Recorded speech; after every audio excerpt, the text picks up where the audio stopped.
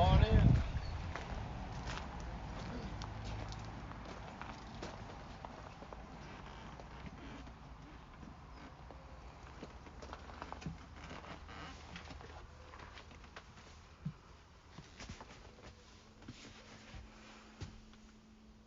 This is a very nice coach. It's got the Route 66 decor going on here. Let's start with the driver's area. Well, the cockpit area is something that I transformed about 5 years ago. It's an R&M dash, which is made by R&M Fiberglass in Turner, Oregon. They do not make any bus conversion fiberglass pieces any longer. And you notice it does have a tilt telescopic power steering, which I added to the coach about 3 years ago when I installed a Detroit 8V92 turbo 475 horse silver. The transmission is an Allison 740. Shifting is done by Stone Bennett, which is electric over air. It does have Bendix cruise control and an HWH hydraulic leveling system. Originally, it came with a 4-speed manual transmission. I put an automatic in, and it had, of course, manual steering, which it now has power steering.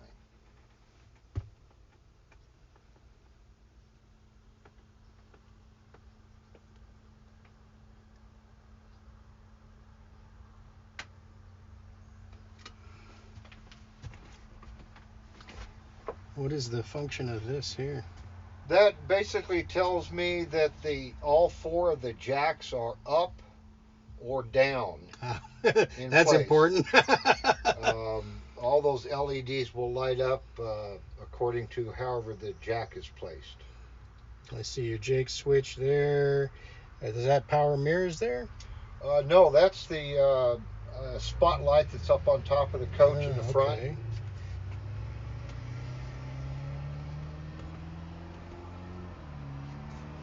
That's a VIP steering wheel, which is mated to the Freightliner telescopic steering.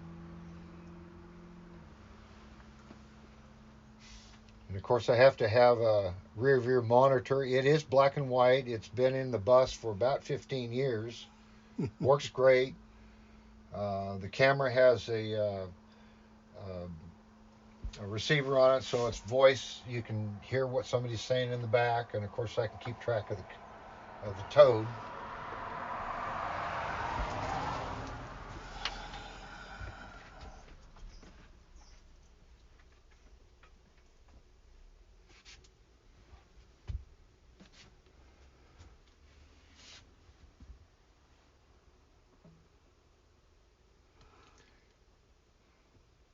Well, I see some indirect lighting and I see some LEDs up there. Yeah, I just installed the LEDs up above and then also behind the valance on both sides. It used to have fluorescent lighting in it, and I went with LEDs to cut down the power usage because eventually I'm going to be adding an inverter and batteries for the house. So I'm trying to convert everything over to LED. Mm-hmm. And this material you're using here, this is kind of cool. Yeah, it's just plastic that they make to look like the old tin that they used to put in buildings back in the early 1900s. Yep. So you got a couple easy chairs here, a couple little side tables here, which is nice. You want to take us on back? Yeah. Let's see a fireplace.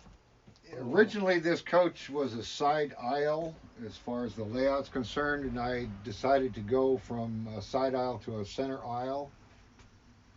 A lot of cabinet storage. I lived in this bus for about 9 years, so I needed a lot of storage. That's great. When in doubt, mumble. When in doubt, mumble.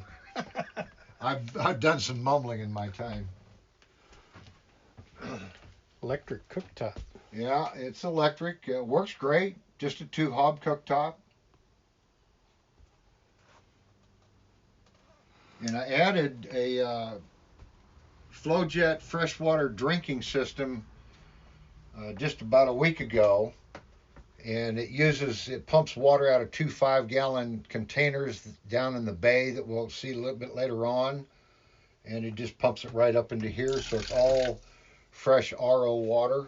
That's a nice addition. So you're not buying that. You're doing RO into the 5-gallon jugs and then out from there? Uh-huh. Yeah, just go down to Walmart or any place that fills them up and just take that 5-gallon jug in there and fill it full of water. Oh, okay. I thought you were saying you had an RO system. No. That's okay. All right. No. And this is what I call the toaster garage, something that I had a bunch of dead air space back here, so I thought, well, I'll go ahead and put that in, and that way that counter space is freed up. So the cabinetry is really nice. Did you do all this cabinet work yourself? I did all the uppers. The only cabinets that I bought was the lower bases. I bought from Home Depot many years ago, and then I built everything else.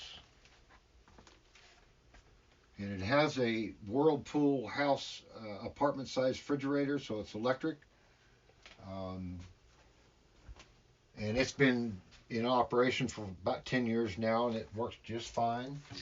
This is a pantry that I installed. We pull out drawers so we can access everything fairly easily.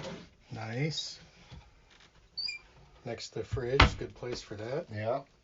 And then this door, I have a sliding pocket door so that we can close off the bathroom and the bedroom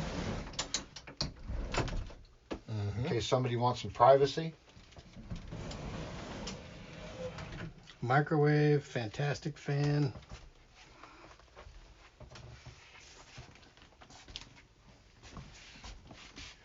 Now this is the reason why I wanted to do a center aisle was because I wanted a place for hanging clothes and a closet area.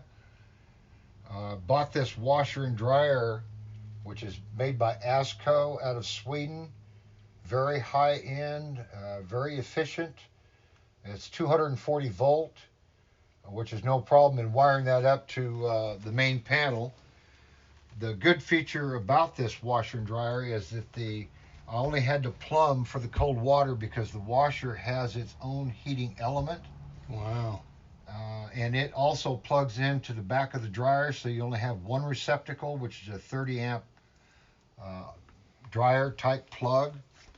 You can stack them. They do make a kit so that you can stack them, and I chose to do all of them one level. That's pretty nice. Fancy. I've never seen those before. They look European. Yeah, very, very high end, stainless steel drum. Both of them very quiet, very efficient. Yeah. You can get a good sized load in there. The smaller units like Splendide, they're okay, they're good units, but the drums are a lot smaller. This one here, you can wash and dry a fairly regular sized load of clothes. Got a corner sink. Yep. Corner shower. Actually, the corner sink and the cabinet was the only thing I kept. Oh, and the shower base was the only thing I kept from the original conversion. Everything else has been built in. And because of the area behind the mirrors in the bathroom, I put in some storage for towels and whatnot. Mm-hmm. To use up every square inch of space that we can find.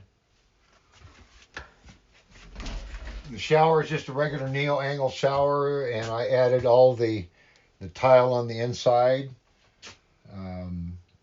Just recently purchased this shower head from, I can't remember the name of the outfit now, but it's for coaches really, and it's puts out a lot of pressure. I bought one of those in Quartzsite last January. A little different than that, but it makes all the difference in the world. Mm-hmm. You get a nice full shower out of an RV. Yeah. Proper, good quality RV shower head. Uh-huh. And then I added, on the outside wall of the shower, I added a medicine cabinet, both upper and lower. And these doors came off of a Norcold RV fridge that I had, but it died, and so I took the panels off of it and decided to Well, that worked out. make a couple doors. And the master bedroom. Master bedroom. Some unique features of this.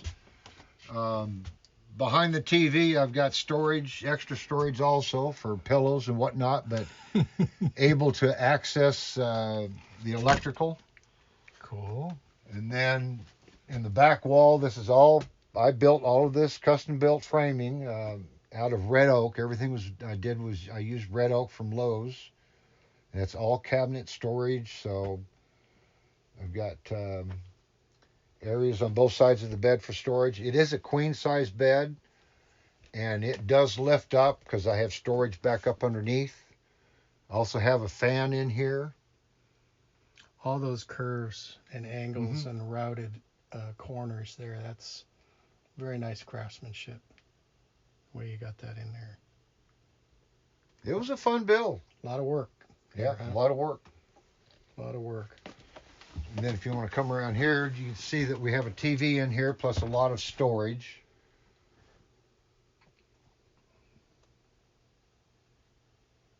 VCR, and we have a dish receiver system, satellite.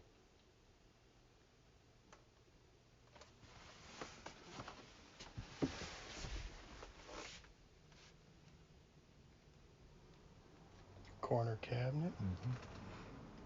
And you've continued the ceiling treatment, which is nice. I like that. Yeah, it's a little different than the living room or the lounge area. This does not have any of the black. It's just a straight silver. It's just a plastic that we just use contact cement to glue it up.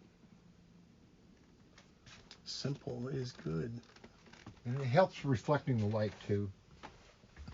So what are you doing for heating system and power?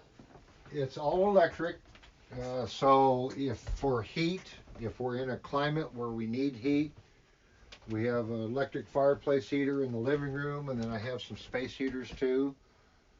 Of course, we've got 3 rooftop air conditioning units that has heat, but they only really take the chill off. Yeah, they're kind of piddly, aren't they? Oh, you got 3, yeah. Wow. Yeah, the front 2 are very old. They were in the bus when I bought it. I replaced the bedroom about 5-6 years ago now. And you could hang meat in there. It gets that cold. It's that cold. I like this. Is this an eagle here? Yeah, that's an eagle. I bought that in Ensenada, Mexico. It's made out of ironwood. Very heavy. Oh, it is. That's surprising how heavy that is. So he's my buddy. I call him Fred. Fred, the eagle. So you've got electric heat and 3 roof airs to keep you cool.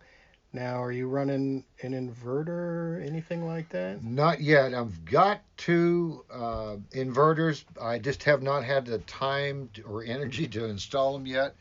That's one of my next projects. Your lighting is it's all DC. It's all DC lighting, 12 volt. Yeah, this is nice craftsmanship up here. This is a complicated area to get the cabinets worked in here, and done a nice job there. The curtains are all very nice. Eventually they will get replaced with day-night roll-up shades, but I've had other projects that were more important. And you've got the roll-up shades in the front. Yes. Here. Nice.